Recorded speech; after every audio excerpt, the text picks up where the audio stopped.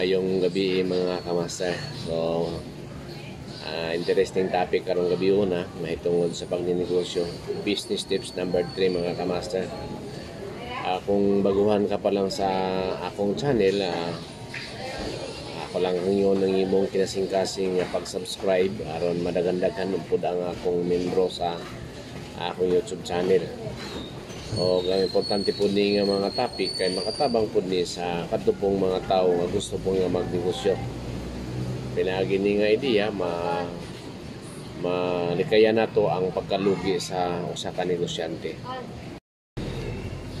Actually mga kamaster, kinsa ba ang posible nga pwede mahimong negosyante?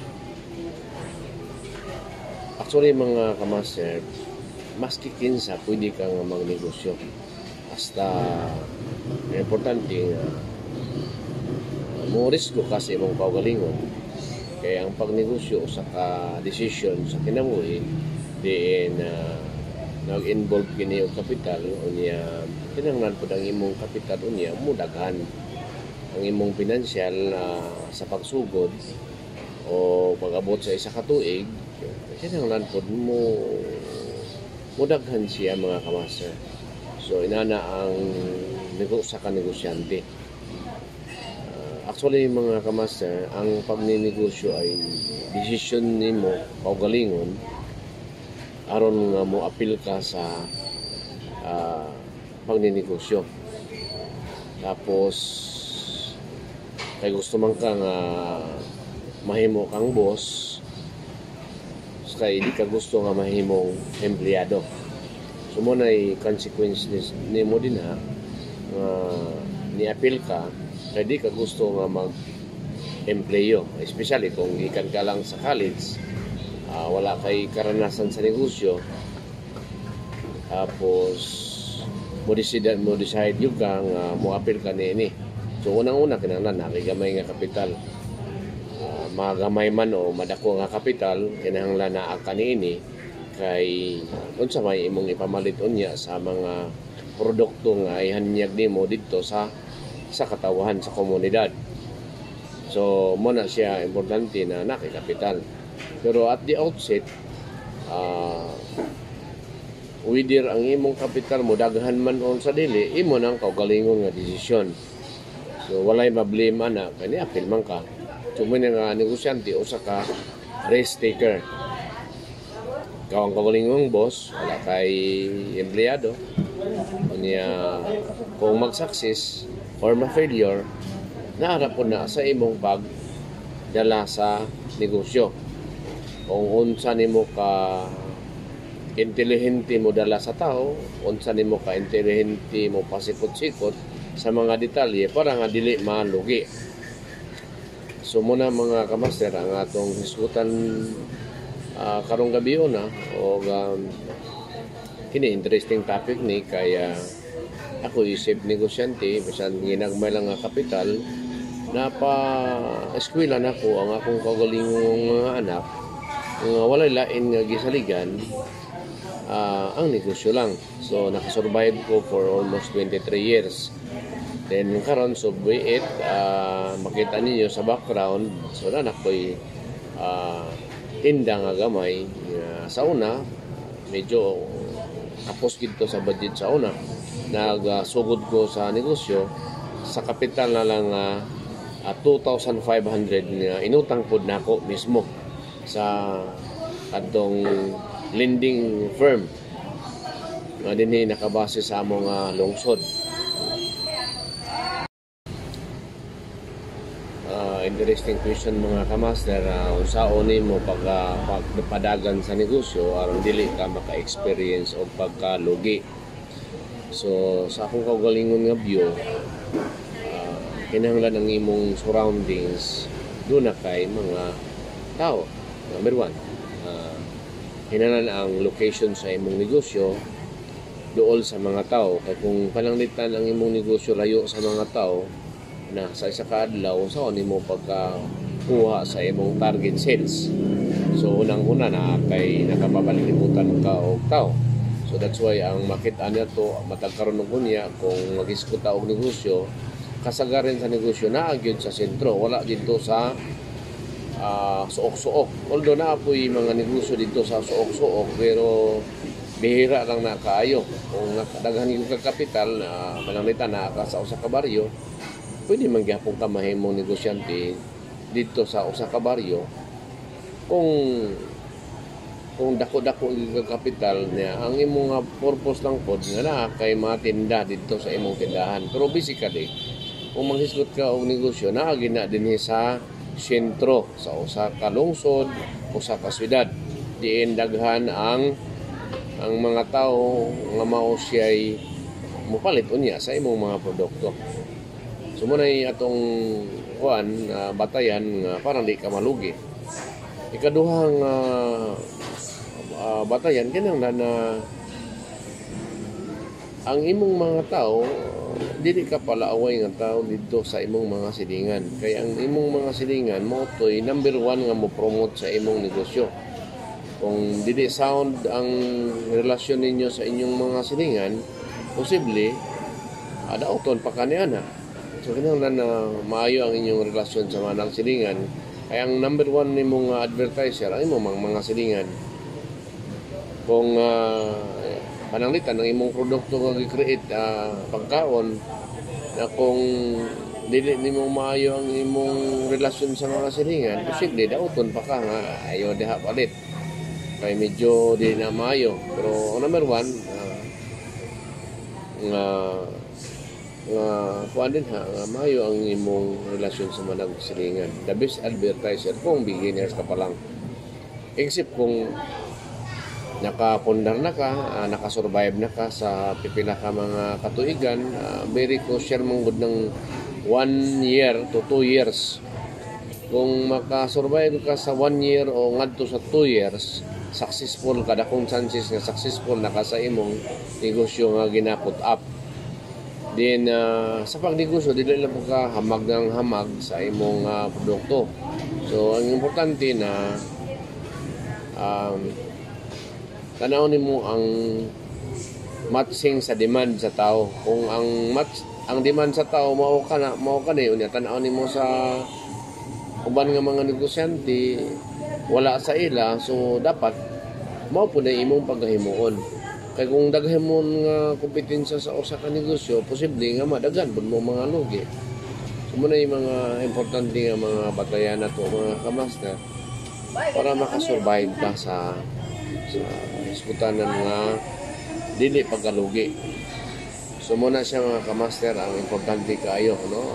Number 1 ang imong naka sa sentro, ikaduha sound ang relasyon nimo sa imong mga silingan para dili gyud ka malugi sa imong negosyo.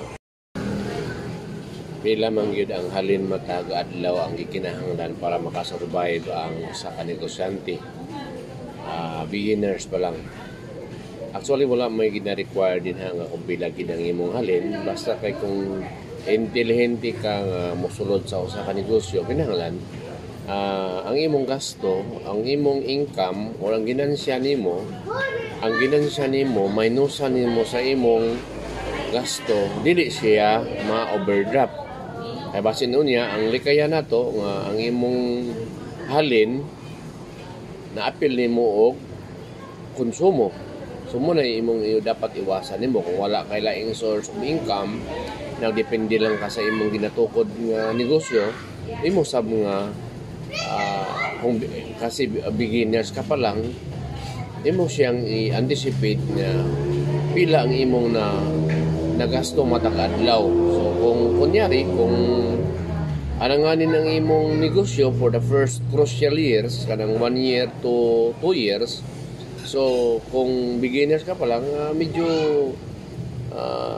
wala say boylo-boylo sa imong galastuhan matag adlaw. Labi na karon nga mura og daghanay mga tentasyon unya sa imong halin.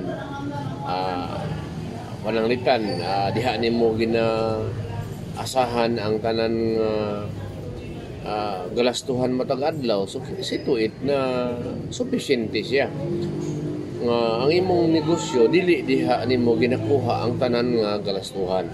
So Sumuna siya. Wala as to sa question nga pila man gyud dapat nga halin para makasurvive ang imong usa ka gina-put up nga negosyo, ang pangutana diha wala siya specific nga halin nga gina-require kasi ang business usahay ang dili magpareha ang halin matang adlaw. Usahay dako, usahay mingaw, usahay pod paspas pod siya ang halin. So sa pangutana nga pila man gyud ang require nga halin para makasurvive ang usa ka negosyo, ang tubag wala may specific nga halin nga ginakinahanglan. So ang imo lang panahon nga tingkusog ang imong negosyo na kay daghang ginansya, imo to siyang iset aside nga savings. Kung dili ka ganahan sa bangko nga mga savings, so pwede nimo i-invest nimo sa lain nga aspeto. Kunyari palit ka og na kay 200,000 or 120,000 accumulated for the whole year. Kung i-invest nimo na dito madawat kag prenda sa yuta nga naay kalubihan, mas labing maayo. So napuyuban nga sa panahon nga tingkusog sa ilang palit, pag-aabot sa year-end, pag human sa inventaryo, nakita nila nga naapay ginansya nga mga more or less 120,000, doon na po yung uban nga i-deposit nila dito sa bangko para safety, doon na po yung insurance.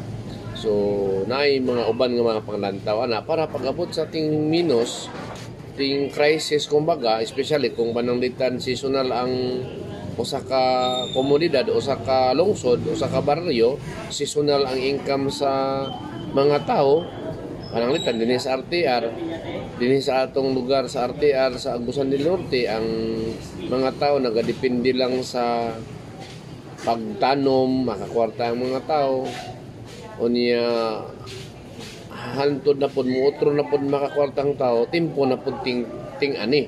So what about in the middle of the season?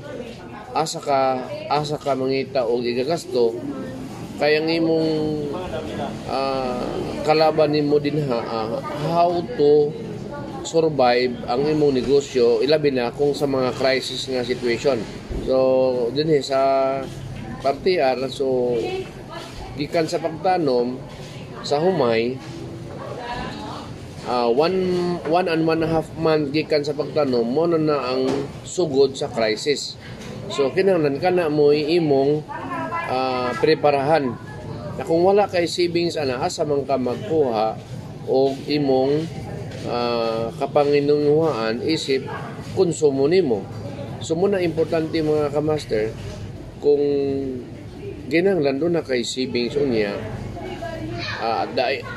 pag-abot sa year end, do na kay mga pananglitan lang niya 120,000 imo siyang i-savings sa bangko, preparasyon po na siya pag-abot sa ting crisis, do na kay buffer nga kwarta nga kapaninguhaan nimo sa pangkonsumo.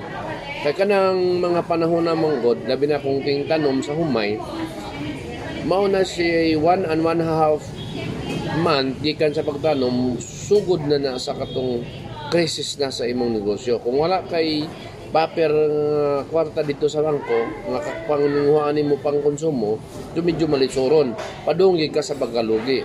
Pero kung panahon nga ting ginansya, especially kung Disyembre, daghan ang kwarta unya or daghan ang imong ginansya ana, year-end inventory na kay mahimong kwarta,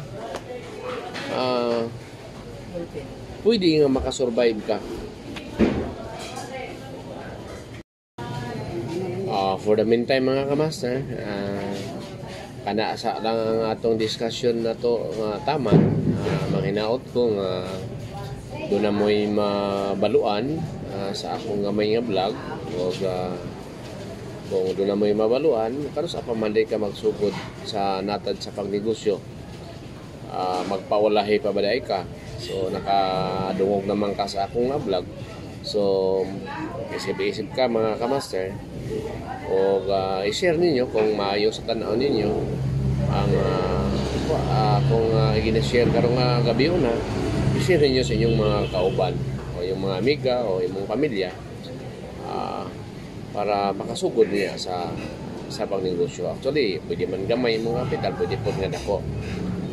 Mas nindot kung dako ang imong kapital. Pero not necessary good na dako ang imong kapital kay beginners naman ka.